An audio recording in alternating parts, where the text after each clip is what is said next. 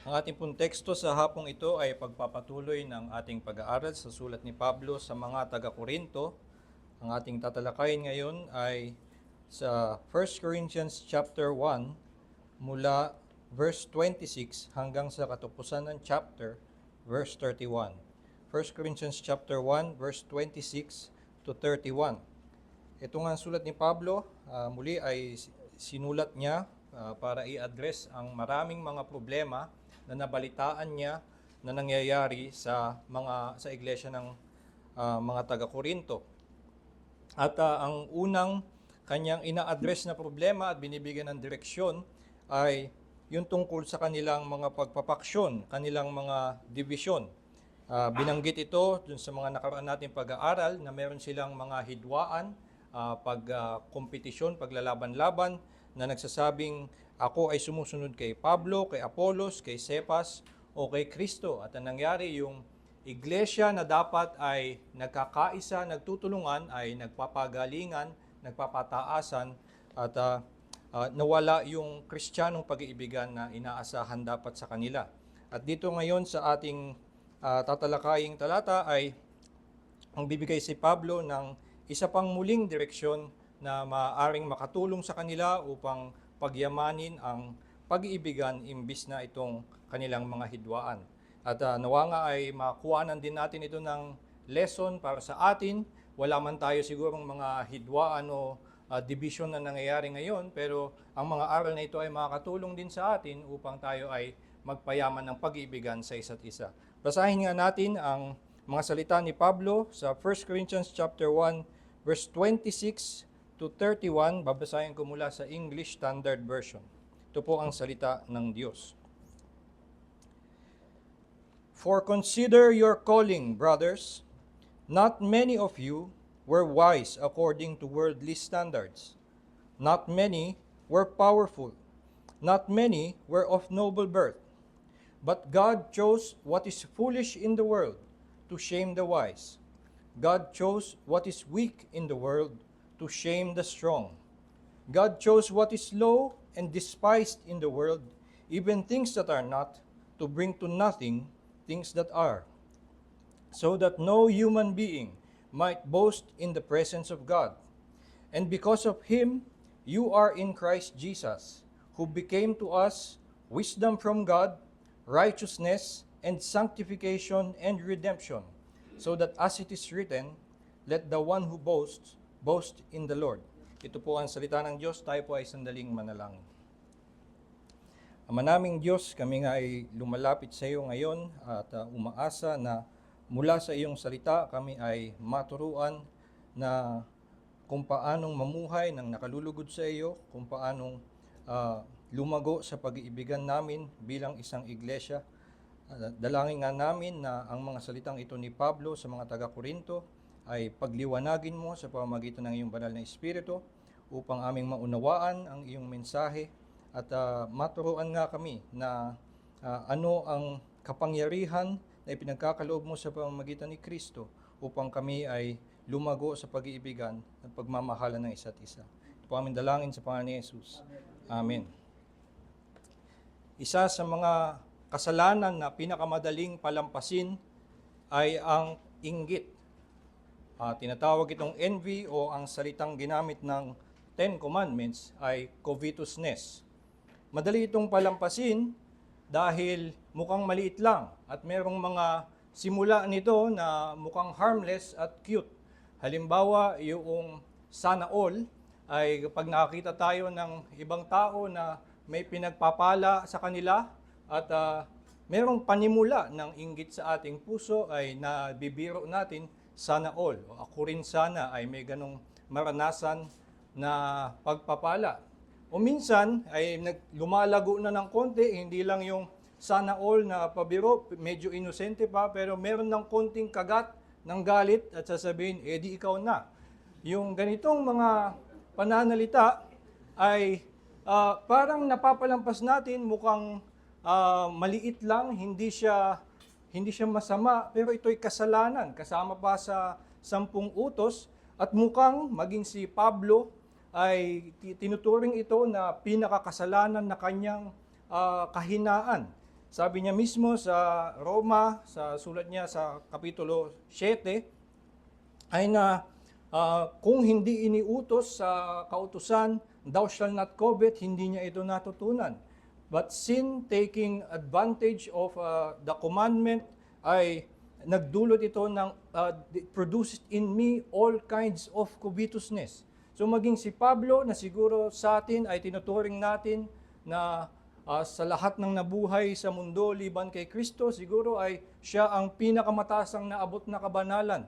Pero siya din ay nakitang ito ang isang kasalanan na umuusbong sa kanyang puso at nakita niya na ito ang nagdulot sa kanyang kailangan niya ng kaligtasan from this body of death. Kaya siya'y napatingin kay Kristo at nakita niyang si Kristo lamang ang kanyang pag-asa ng kaligtasan. At itong kasalanan na ito at kahit ano pang kasalanan ng iba na madaling palampasin habang maliit sila ay isang lason na maaaring sa iglesia ay ang lumago ito at magdulot nga ng paghihiwalay, matinding pag-iigitan, pagkakagalit sa isa't isa, imbis na yung Christian love na ating binabanggit sa ating church covenant na tayo ay makikigalak sa mga magalak. So tayo ay, kung makita tayo na may iba na mas pinagpapala sila sa atin, ang Kristiyanong pag-ibig ay nakikigalak.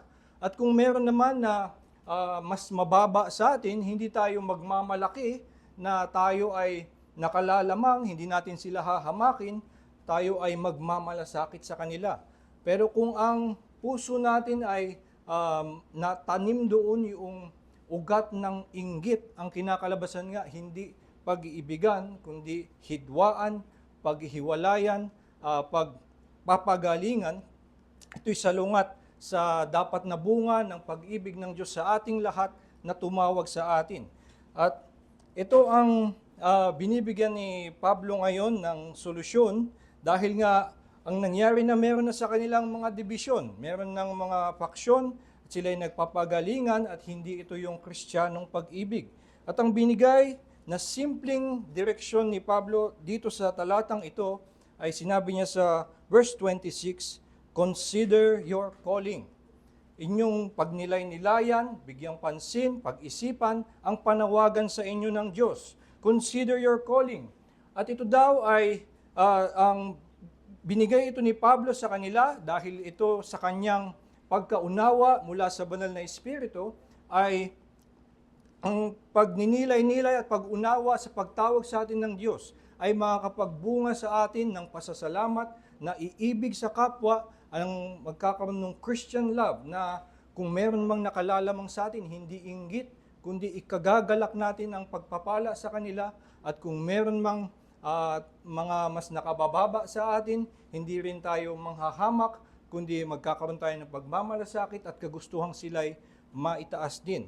Ito'y manggagaling kung atin ngang gawin ang sinasabi ni Pablo, consider your calling. At ito'y nangyayari, ang binigay ni Pablo na dapat pag-isipan ng mga mananampalataya tungkol sa kanilang panawagan na magbubunga ng pag-iibigan sa isa't isa. May dalawang bagay tayong makikita sa talatang ito. Una, ang panawagan ng Diyos ay umaabot maging sa mga hangal. The call of God reaches even the fools. And ipangalawa, ang panawagan ng Diyos ay hindi nakamtan maging ng mga madunong. The call of God was not attained even by the wise. So ito ay ang panawagan ng biyaya ng Diyos ay umaabot maging sa mga bababa at maging sa mga hangal. At ang panawagan ng Diyos ay hindi naabot maging ng mga madunong, ng mga makapangyarihan at ng mga malakas. Kung itong dalawang ito ay ating matutunan at matanim sa ating puso, ito ay makakatulong sa atin na ang maging pakikitungo natin sa ating mga kapwa sa iglesia ay pag-ibig, pagmamalasakit, at pakikigalak sa kanilang mga kagalakan. So una, tingnan natin, sinabi ni Pablo na kung ating titignan ang panawagan sa atin ng Diyos, ating unawain na ito nga ay umabot maging sa mga hangal na ang hindi naging hadlang sa panawagan ng Diyos sa yaman ng kanyang biyaya na tawagin maging ang mga hinahamak ng mundo, ang mga mahihina, ang mga mahihirap, ang mga hangal. Itong sinabi niya sa verse 26, "Consider your calling, brothers. Not many of you were wise according to worldly standards. Not many were powerful, not many were of noble birth." So ito yung unang sinasabi ni Pablo na i-consider about the call of God. Maunawaan natin na, o maunawaan nila na sa kanilang grupo, makita naman nila na konti lang or not many yung masasabing madunong according to worldly standards. Siguro ang tinutukoy dito ay yung mga iginagalang sa kanilang kaalaman sa filosofiya dahil sila nga ay nasa ganung panahon na ang mga kinikilalang madunong, kinikilalang mataas ang naabot ayon sa karunungan ng mundo ay yung mga pilosopo. So, baka ang tinutukoy nga dito ay yung mga nakapag-aral sa pagtuturo ng mga tanyag na pilosopo nung panahon na iyon. At sinabi, walang madaming ganun sa inyo, pero kayo'y tinawag ng Diyos. Yung sunod ay, not many were powerful, mga makapangyarihan o nasa posisyon na siguro sa society, may posisyon na sila'y ginagalang, mga leader ng mga either synagogue, ng mga relihiyon doon o ng government, or baka mayaman sa salapi, kaya ganun ay may kapangyarihan sa lipunan. So not many of them were powerful, pero ito din ay hindi naging hadlang para sa biyaya ng Diyos sila'y tawagin upang makipisan kay Kristo. At sunod, sabi, not many were of noble birth. So ito nga din ay panahon sa atin, wala na masyadong kinikilalang ganun na yung kung ikaw ay yung magulang mo ay royalty or someone na powerful, immediately ay titingnan natin yung taong yun as someone privileged and someone to be respected. Meron pa ding mga konting ganyan, pero mas malala nung panahon ng ancient times na ang person with noble birth is someone na mas tinuturing na mas nakakataas na tao at yung mga hindi noble birth ay inferior humans. So, not many were of noble birth, pero ang lahat ng ito, not many were wise, not many were powerful, not many were of noble birth, lahat ng ito ay hindi naging hadlang upang ang biyaya ng Diyos ay umabot sa kanila. So, ang pinapakita dito ni Pablo, bagamat wala silang mga ganitong katayuan sa lipunan, ay sila pa rin ay pinili ng Diyos, tinawag ng Diyos, at ayon sa panawagan ng Diyos, sila'y magiging banal, makakasama ng Diyos sa langit ng walang hanggan. Sila'y magiging maghuhusga ng mga anghel, ayon sa 1 Corinthians 6. Sila'y itataas, kikilalanin ng Diyos bilang kanyang mga anak at makakasama si Kristo nga ng pangwalang hanggan. So ganito ang privilege na makukuha maging ng mga tao na wala namang masasabing may katayuan sa lipunan. So sinasabi ni Pablo sa kanila, kung ganito ang panawagan sa inyo na hindi naging hadlang ang kahit anong kababaan ninyo para kayo ay tawagin ng Diyos, wala nang dahilan para kayo ay manghamak ng mga mabababa, para magmataas kung kayo man ay nakatataas sa iba.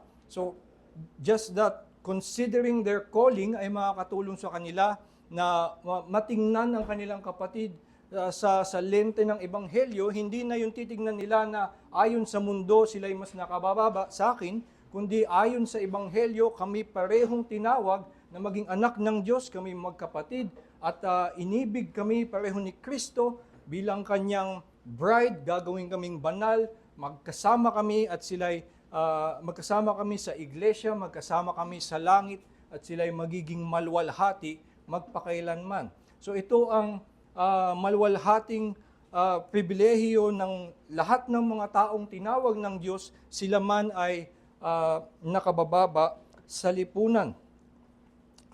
Kung tayo ay i-consider na ito ang panawagan sa atin ng Diyos, maaaring makatulong sa atin na ibigin ang ating mga kapatid kung sila man ay nakabababa sa atin. Makikita nga din natin na ganito talaga si Kristo kumilos. Kung titingnan natin sa Matthew chapter 10, may listahan ng mga tinawag niya mga disipulo, yung 12, at merong mga description kung sino-sino sila at kung anong kanilang mga katayuan sa lipunan. Halimbawa, binanggit niyo isa ay isang tax collector.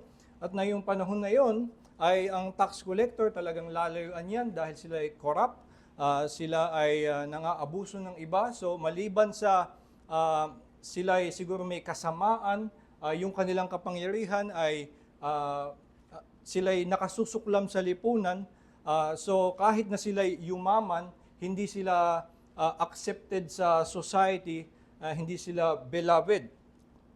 Pero tinawag nga ni Kristo ang isang tax collector, may binanggit doon na isang zealot. Isa daw, kung siguro sa panahon natin, itong mga ganitong posisyon, halimbawa, magkaroon tayo ng churchmate, at ang ganda nga siguro kung magkaroon bigla tayo ng churchmate na dating LTO fixer, o yung mga iba pang mga siguro kinamumuhian natin. Ako personally, sorry, pero kinamumuhian ko, medyo joke lang, ano? Pero sa akin ay medyo naasar ako sa mga nag-Coco Life Insurance na nagbebenta sa mga mall na gumagamit ng mga panloloko para madala ka sa likod. So, hindi nila lantarang sinasabi na, bebenta kita insurance, may papakita lang ako sa iyo. Tapos, nakakusapin ka ng mga 2 oras at hindi ka makaalis. Ito yung mga panloloko na ginagawa nila para kumita, at hindi ito kaibig-ibig kahit na siguro ang naging benepisyo sa kanila ay kumita sila ng salapi, meron silang mga na-attain.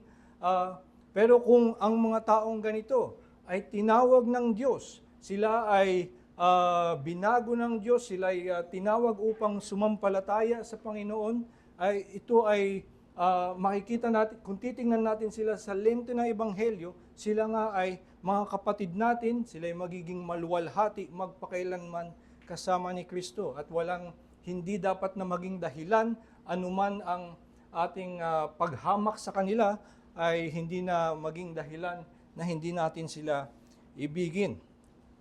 Meron pang si Zacchaeus, isa pa uling tax collector na tinawag ni Jesus, yung woman at the well sa John chapter 4, isang adulterous woman na Samaritan. So sa panahon nila nga ay maging yung mga disciples ay naskandalo na nakikipag-usap. Yun lang palang ginagawa ay naskandalo na ang mga disipulo. At isa pa uling adulterous woman sa John chapter 8 na kinalaban pa ni Kristo ang mga ibang mga religious leaders na nangaapi sa kanya, at ang kinampihan na itong adulterous woman. At kanina binanggit sa John 11, yung babaeng nagpunas ng oil sa kanyang paa. Sa kwentong yun, makikita rin natin na yung may-ari ng bahay, yung iba ay sinasabi kung alam niya lang kung anong klaseng babae yan, hindi siya papayag. Pero ito nga ang mga tinawag ni Kristo, at sila ay magiging maluwalhati sa langit magpakailanman. At kung yun ang titingnan natin tungkol sa kanila, ang panawagan na ang kanilang kababaan sa lipunan ay hindi naging hadlang upang sila'y tawagin ni Kristo, tayo rin ay meron ng pag-asa sa kanila, merong dahilan para sila'y ibigin, galangin at kilalanin bilang ating kapatid.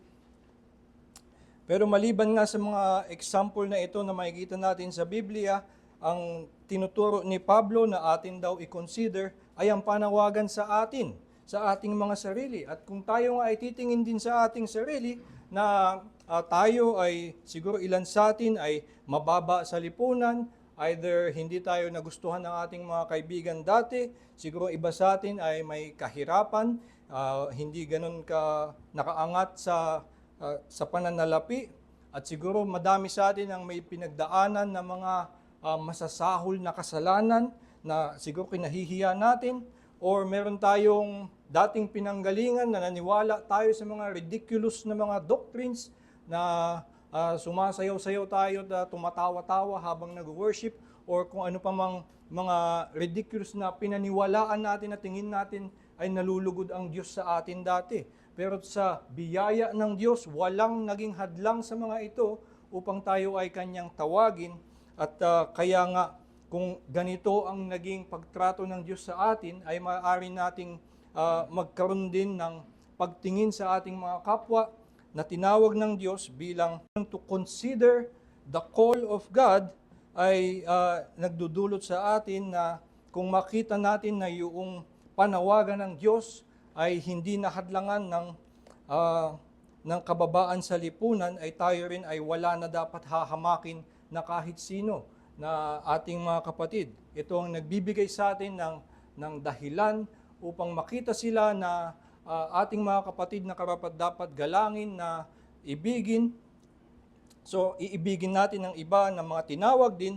At ito ring panawagan ng Diyos sa atin ay makapagbibigay ng pag-asa sa atin na ang iba pa na hindi pa kumikilala sa Panginoon, maging yung mga nagbebenta ng Coco Life Insurance, ay pwedeng sila ay makakilala sa Panginoon, ano pa man ang kanilang pinagdadaanan, ano pa man ang kanilang katiwalian na ginagawa ngayon, kung sila ay hipuin ng banal na Espiritu at makapakinig ng Ebanghelyo at magtiwala kay Kristo para sa kanilang kaligtasan, sila rin ay maliligtas, babaguhin, lilinisin at magiging puspos ng kabanalan at kaluwalhatian magpakailanman. So ito ang dapat maging pagtingin natin sa mga tao, sa mga kapatid, na dahil sa panawagan sa atin, na makikita nga nating anumang kababaan natin ay tinawag tayo ng Panginoon, ay wala na tayong magiging dahilan upang manghamak ng iba. So ito ang unang nagagawa noong considering our calling, kung ating makita nga na ang ating makita na ang panawagan sa atin ng Diyos ay hindi nakabase sa kahit anong antas natin o mga kagalingan natin. Ito'y nakakatulong sa atin na ibigin ang ating mga kapwa sila man ay hinahamak ng mundo. So ito'y binigay ni Pablo sa mga taga-Korinto dahil sila nga ay nagpapataasan, nagpapagalingan. So sinabi ni Pablo sa mga taga-Korinto, consider your calling. At kung maalala nyo na kayong mga hangal, mga mahihirap, mga walang kapangyarihan sa lipunan, ay tinawag ng Panginoon, ay wala na kayong dahilan upang magmataas, manghamak ng iba na mga nakabababa sa inyo. Ngunit hindi lamang ang panghahamak sa iba ang matututunan na wag nating gawin pag tayo'y tumingin sa panawagan ng Diyos sa atin. Natuturuan din tayo nito na wag magmataas sa ating sarili. Na napipigilan tayo kapag tinitignan natin ang panawagan ng Diyos sa atin na hindi na tayo magmataas at wala nang ibang magmataas na kahit sino. Ito yung sunod na sinasabi nga ni Pablo, dahil ang panawagan ng Diyos ay hindi rin naabot kahit ng mga nakatataas sa lipunan. Ito ang sinabi niya na nung sinabi ni Pablo na not many of you were wise according to worldly standards, hindi ba ibig sabihin nun, meron sa kanila na wise according to worldly standards? Hindi nakararami, pero meron. At meron din sa kanilang mga powerful at meron sa kanilang mga of noble birth. At yung mga binanggit ni Pablo nung nauna, dito sa chapter 1, binanggit niya si Crispus, si Gaius, si Stephanas. Kung babalikan natin sa Acts chapter 18, makikita natin na itong mga taong ito ay may posisyon sa lipunan, ginagalang silang mga leader. So, baka sila ay makapangyarihan, merong salapi at ginagalang sa lipunan. So, pwedeng sila ay kasama sa mga wise according to worldly standards, pwede silang powerful, and they were of noble birth. Pero sila din, ayon kay Pablo, ay hindi ito naging dahilan ng pagtawag ng Diyos sa kanila. Sabi pa nga, ang naging epekto ng panawagan ng Diyos ay na sila'y hiyain. Sabi sa verse 27, but God chose what is foolish in the world to shame the wise. God chose what is weak in the world to shame the strong. God chose what is low and despised in the world, even things that are not, to bring to nothing things that are, so that no human being might boast in the presence of God. So, kung doon man sa iba sa kanila na yun ngang masasabing nakatataas, madudunong, makapangyarihan o may salapi, ang naging epekto sa kanila ay na sila'y pahiyain ng Diyos. They were shamed. Sila'y ibinaba. Ang ginawa ng Diyos, God chose what is foolish to shame them. At itong paghihiya na ito ay isang gracious shaming. God graciously shamed them that they may believe. So itong mga tao na siguro dahil nga sa kanilang karunungan, sa kanilang antas ng kayamanan o kapangyarihan sa lipunan, ay meron na silang dahilan para isipin na mas kalulugdan sila ng Diyos. Pero noong ginawa ng Diyos na ang pinili niya ay yung mga mas nakabababa sa kanila, nakita na nila na wala palang saysay ito sa harapan ng Diyos. Hindi pala ito magtataas sa akin. Hindi ito maglalapit sa akin na magiging mas kaaya-aya ako sa Diyos at mas ako ang pipiliin niya. At ang mangyayari ay makikita niya na hindi ito ang magiging basihan ng pagligtas sa akin, kundi ako din ay tatawag lamang sa Kanya at tatanggapin ko lang ang biyayang ibinibigay niya. So ang nangyari sa mga among them who were wise, powerful, wealthy, or of noble birth, sila ay ibinaba ng Diyos upang sila rin ay tumawag sa Panginoon para sa kanilang kaligtasan. At ang isang example nito ay si Pablo mismo.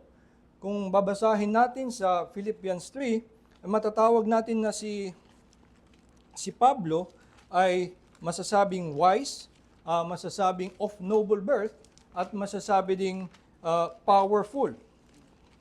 Sa Philippians chapter 3, binanggit niya na siya rin ang pagkakasabi niya sa verse 4, I myself have reason for confidence in the flesh also. Chapter 3 verse 4, Philippians chapter 3 verse 4. If anyone else thinks he has reason for confidence in the flesh, I have more. I was circumcised on the 8th day, of the people of Israel, of the tribe of Benjamin, a Hebrew of Hebrews, as to the law, a Pharisee, as to zeal, a persecutor of the church, as to righteousness under the law, blameless.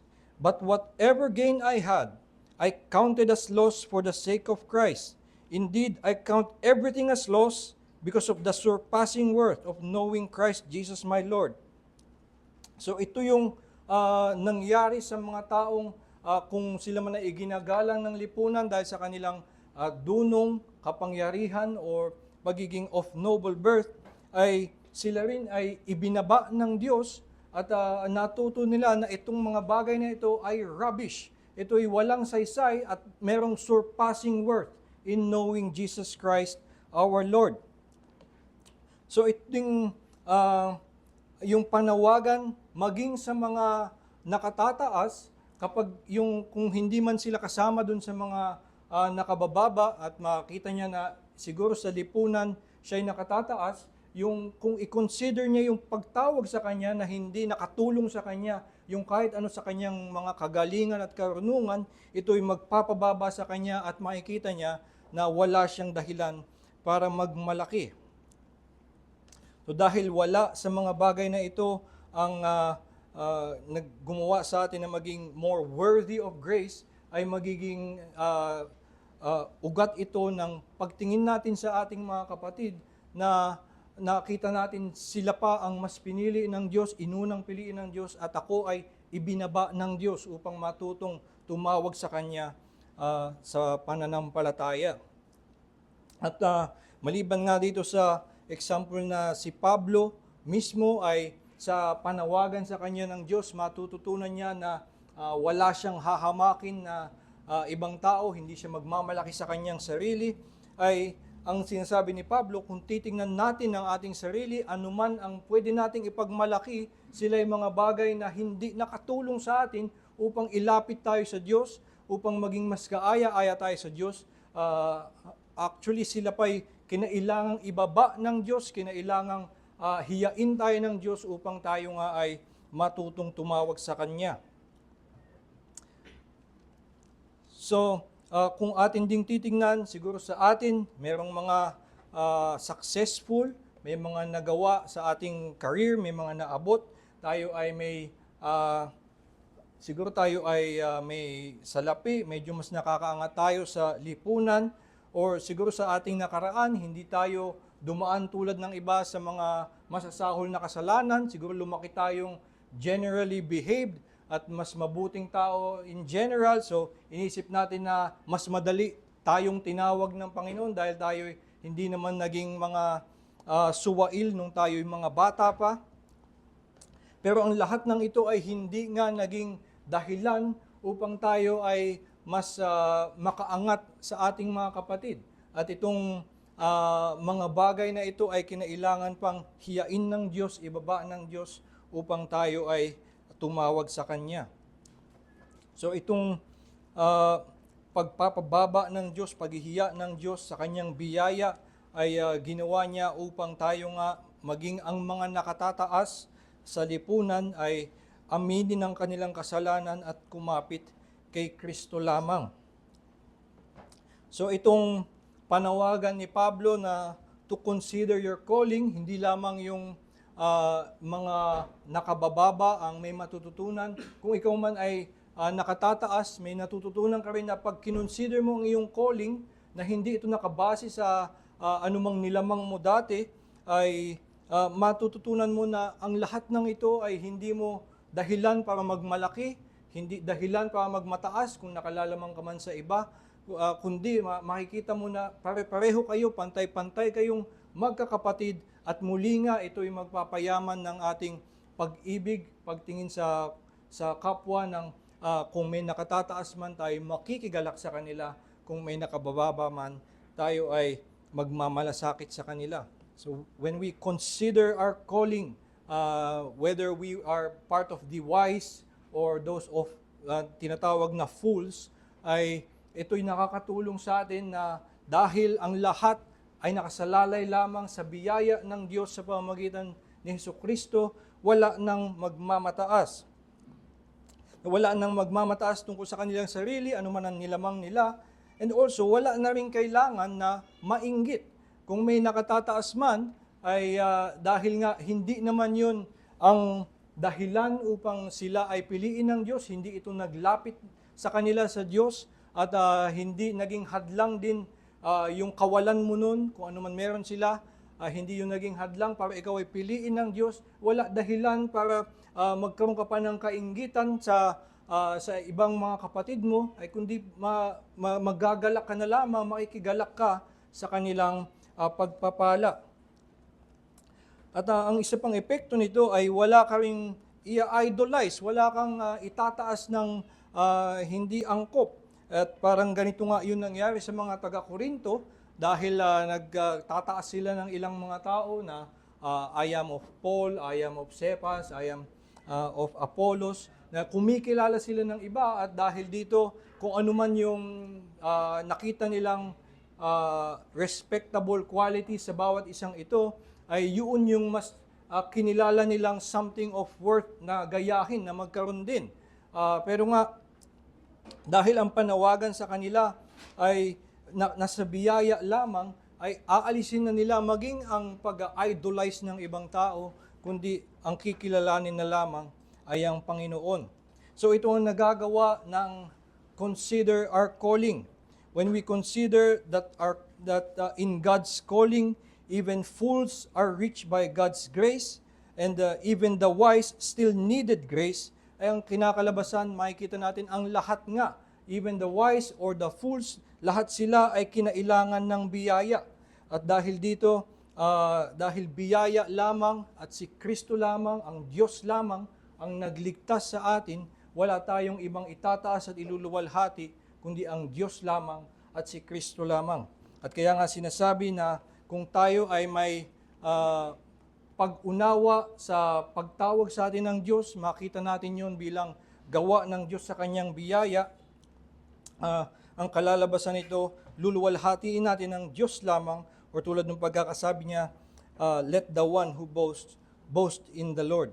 Kaya nawa nga tayo ay gawin nating alalahanin natin na ang pagkaligtas sa atin ay mula sa biyaya ng Diyos sa pamamagitan ni Kristo lamang, na hindi ito hindi naging hadlang kung anumang kababaan natin o hindi naging advantage kung anuman ang kataasan natin. In this way, walang pag-iinggitan, walang pagpapataasan, kundi ang mangyayari sa atin ay magkakaroon lamang ng anumang estado natin sa buhay, pagkakaiba man natin, tayo ay mag-iibigan bilang mga taong tinawag ng Diyos sa kanyang biyaya, at ibabalik natin ang papuri at pasalamat sa Diyos lamang, kay Kristo lamang. Nawa nga itong katotohanan ito ay dalin natin, pagnilay-nilayan natin na sa biyaya lamang ng Diyos tayong tinawag, at ang itong katotohanan ito ang magdudulot sa atin na ibigin lamang ang Panginoong Diyos at ibigin lamang ang ating kapwa. Tayo po'y manalangin.